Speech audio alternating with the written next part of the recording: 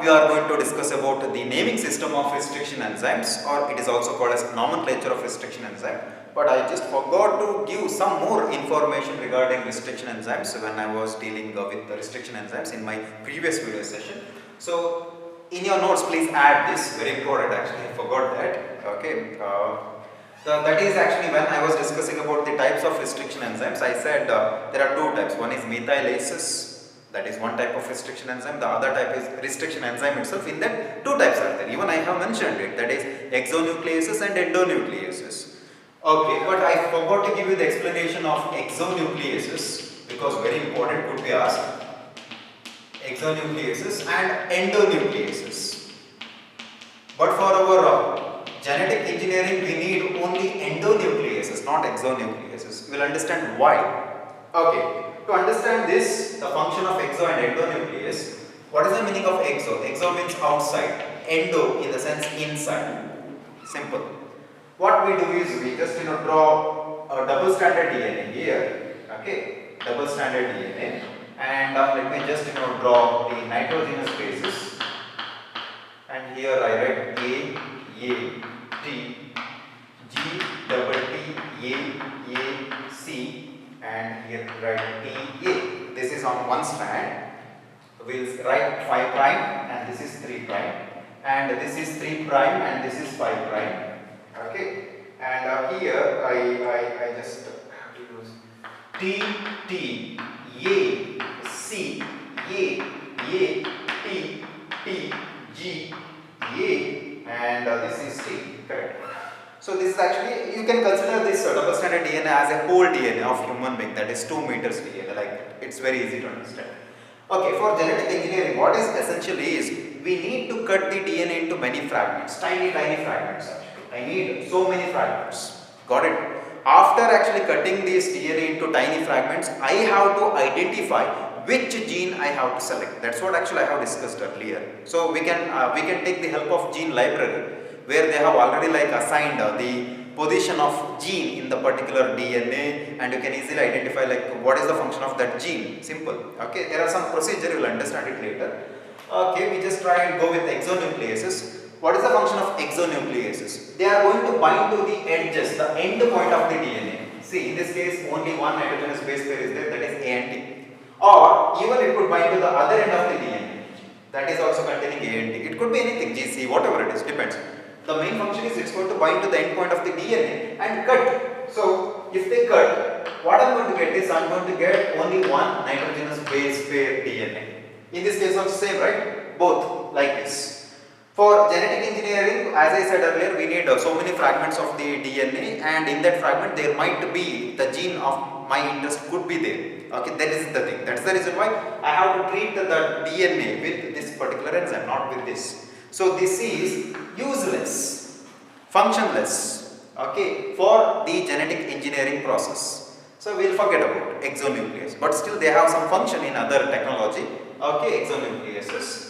Now endonucleases. As I said earlier that there are more than 300 endonucleases. The enzymes, restriction enzymes, belongs to endonucleases classes, have been identified actually. Okay, each enzyme which is now identified have a specific palindromic sequence for cutting the DNA. That means it is understood that each restriction enzyme, or let me just write from here onwards, let me write restriction endonucleases. Restriction endonucleases are specific. How they are specific in their function? The thing is, first thing is they bind to the DNA. Particularly they bind to sugar phosphate backbone. Hope you can write full. Bind to the sugar phosphate backbone of the DNA. Then they start inspecting. They inspect like this. They move. Okay. When they move, obviously they will come across with the palindrome or palindromic sequence. Okay. So palindromic sequence. Now what you have to understand is, for each or for specific restriction endonuclease enzyme, there is always a specific palindrome sequence, or it is also called as recognition site. Common last question for your board examination. Name the recognition site for a specific type of endonuclease. For example, the question could be, name the restriction site or recognition site of Hind2 restriction enzyme. This could be the question. Or again, name the recognition site of EcoR Roman number 1 enzyme. This is the question could be asked. Or name the recognition site for this, mainly for your competitive examination. This question could be asked actually. You have to be very much thorough with it. Okay, each enzyme got its own palindrome sequences. Normally, majority of the endonucleases recognize 6 base pair palindrome sequences. The palindrome sequence must contain 6 base pairs. So in this case, how many base pairs are there? I think more than 10 are there. Okay, so let us assume that this particular enzyme Hind2 is now that particular endonuclease which is now being allowed to react to or like inspect this particular DNA. So in this case, I have some gene of my interest.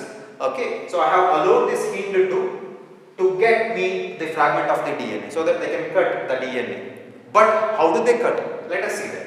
So this endonuclease Hind2 now actually inspect the entire length of the DNA. First they inspect the entire length of the DNA.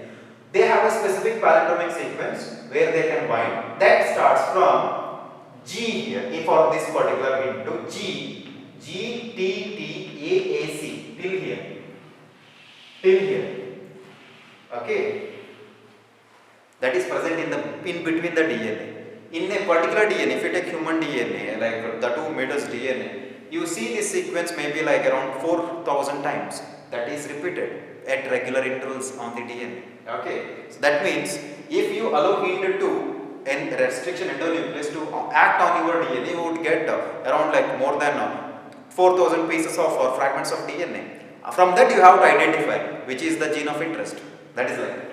Okay, GTTAAC, obviously it will bind now, and now it first binds and then cuts. Where exactly it cuts? So cutting also varies from restriction enzymes to enzymes. For this Hind3, for your only competitive examination, it cuts between 3rd and 4th. See, this is 1st, 2nd, 3rd, the palindromic sequence for Hind2. This is actually the 4th base pair. This is 3rd, 5th, 6th, correct?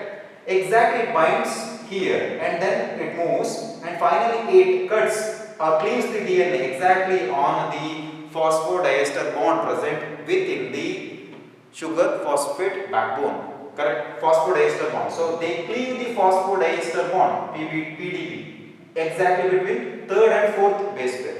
But you should be very specific if the question is asked like name the recognition site of Hind2. Let me just write it. 5 prime to G T T A C to 3 prime. From the other strand, C A, this is T G, this is 5 prime. Got it? Okay, this is the palindromic sequence or recognition site or restriction site. See, please write down everything, each word. Okay, whatever I said. For this Hind2. But EcoR1, it is entirely different. Okay, name the restriction site for EcoR1.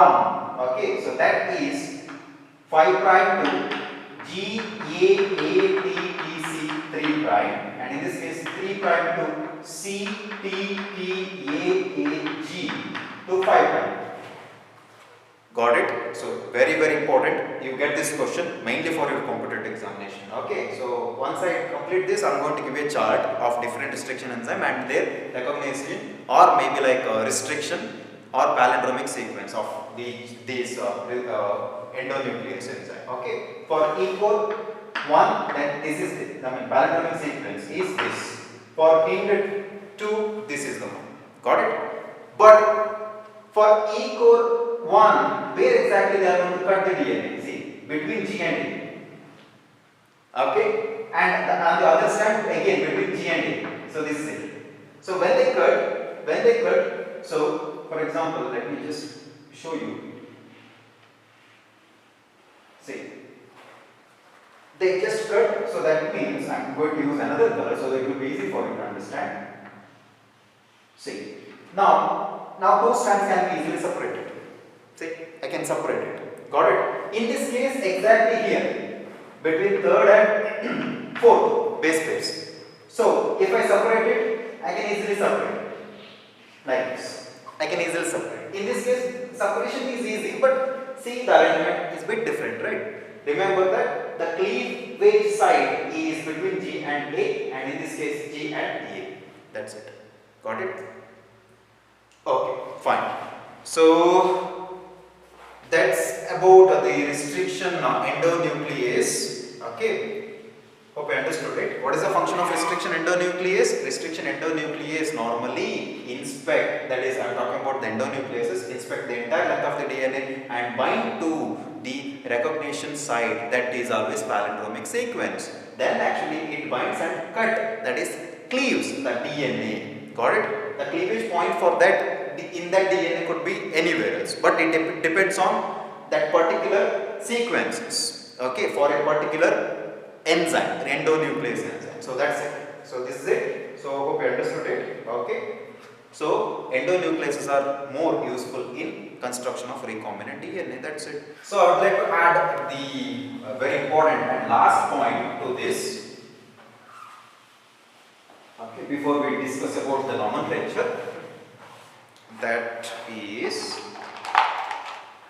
for example, you are constructing a recombinant DNA that is actually between human DNA. So let us just assume that this is human DNA, and in this case we have bacterial DNA, bDNA, bacterial DNA. Okay, so I want a fragment from this bacterial DNA, and at the same time I want a fragment from this human DNA. For this, I have to use a restriction enzyme. For example, I am going to use this EcoR1 because in the bacterial DNA there is a palindromic sequence or recognition sequence for this restriction enzyme, that is G8ATTC. Opposite, no need to write. Okay, so I am using this particular endonuclease. Finally, I get a fragment. So finally, I got a fragment. Okay, because this particular endonuclease is specific. They are specific with their recognition or restriction or palindromic site. In this case, if I treat this human DNA with this HIND2, obviously for HIND2 there is a specific sequence is also present in our DNA. That is nothing but AA-C. Okay, it will cut and finally I get a fragment. But when I ligate these two DNA, it will not bind. Why? Because the sequences are entirely different. They are not matching. Okay, so I should not use another type of restriction endonuclease when I am constructing recombinant DNA. I have to go with the same restriction enzyme I have used to cut the bacterial DNA, that should be used to cut the human DNA in a particular experiment. I should not change the restriction endonuclease. So they will recognize G8ATTC in my DNA and they will give me a fragment. Many fragments will be there and I can easily ligate them to construct RDNA. So this is the important point to note. Note this point actually. Got it? I should not use two different types of restriction endonuclease. Otherwise, I cannot join or I cannot make recombinant DNA. Okay. Next, the last one is the nomenclature. That is enough for this week. So many classes, I know it. From here onwards, I'll go faster because otherwise I cannot complete the syllabus. I need more time for revision. That's what. Okay. Thinking that if the COVID situation continues like that, or maybe like the college reopens and if only few students come and sit here, other students sit at home, according to government rules, we have to upload separate video session for the students who do not come to the college. How it is possible? It's very difficult, right? I think is like I'll be teaching to you in the classroom. At the same time, I have to keep a camera in front of me, or maybe like after the class hours, maybe after 6 o'clock, again we have to stay here, record the video and send it to the students. Yeah, that's it. That is the only reason why I am going fast actually. Okay, so you have to watch, doesn't matter, sleep very late, no issues. Okay, complete it. Okay, naming system, nomenclature. Naming system of restriction enzymes or nomenclature of restriction enzyme, very simple. By taking one example, I am taking one restriction enzyme, that is